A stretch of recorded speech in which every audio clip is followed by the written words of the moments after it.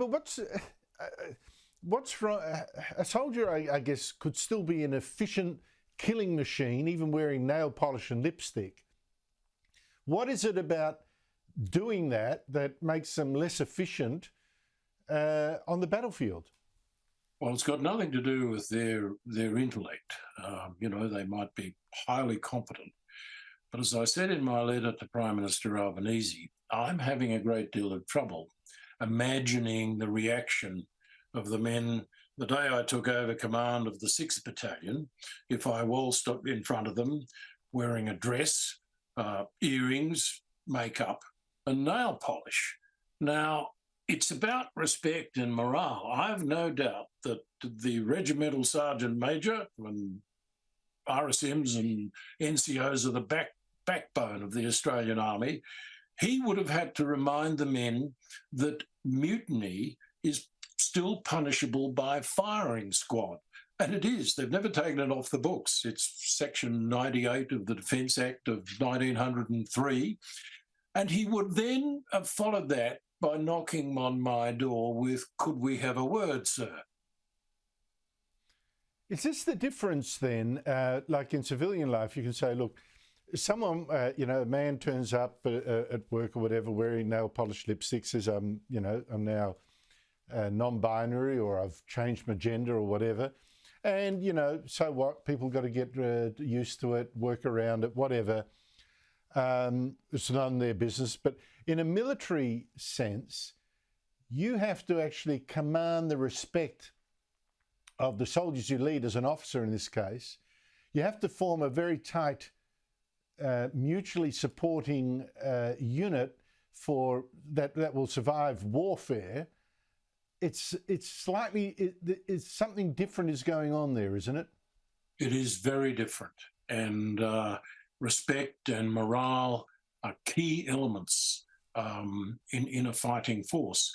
This sort of policy is going to have widespread implications. Firstly, it's going to affect our reputation. Can you imagine if we had a male officer turn up to a conference in the Pentagon, for example, wearing a dress and makeup and earrings and nail polish? Well, that's not a very good example, Brigadier, because the US has got now an admiral, I believe the rank is, of a transgender woman. So that may not be, under the Biden White House, a very good example. But listen, maybe try Israel or try Russia or try China, and I think you'll get a really good argument there. Any response to your letter to Anthony Albanese?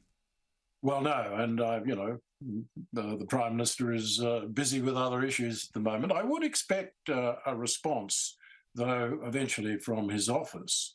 But given the fact that I sent it to him and the two ministers and the secretary and the service chiefs, it's gone viral through various outlets. But look, the responsibility for this is social engineering. We are pandering. The Defence Forces I've indicated is very, very different. We are pandering to fringe elements of society, which is fine in normal society. But the responsibility for this rests on the Chief of the Defence Force, Angus Campbell's desk. And if he ordered this, or if he hasn't stopped it, he quite frankly should resign.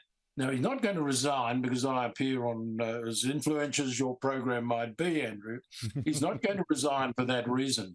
But if he doesn't, then the Prime Minister and the Minister ought to terminate his appointment, because you cannot have a Defence Force allowing male officers to parade in dresses and makeup. It just doesn't work.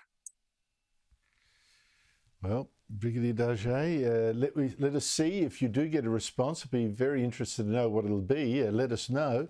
And as you say, your letter has gone viral, so a lot of people have taken a great interest in this. Thank you so much for your time. No, it's my pleasure, Andrew.